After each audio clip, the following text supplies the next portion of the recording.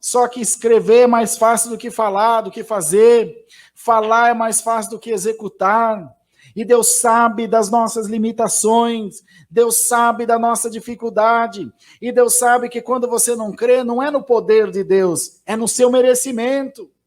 Eu sei que Deus pode, eu sei que Deus tem tudo na sua mão, mas eu também sei o quanto eu peco, o quanto eu erro, o quanto eu sou pequeno, o quanto eu sou falho, e sendo Deus um Deus de justiça, logo Ele não vai fazer o que eu estou esperando, mas o Senhor pôs essas palavras na boca de Abacuque, um homem de carne e osso falho, imagina as palavras da boca de Deus. Abacuque disse: Senhor, na ira, lembra-te da misericórdia. Na ira, irmão, Deus sempre se lembrará da misericórdia. E a misericórdia triunfa sobre o juízo. Porque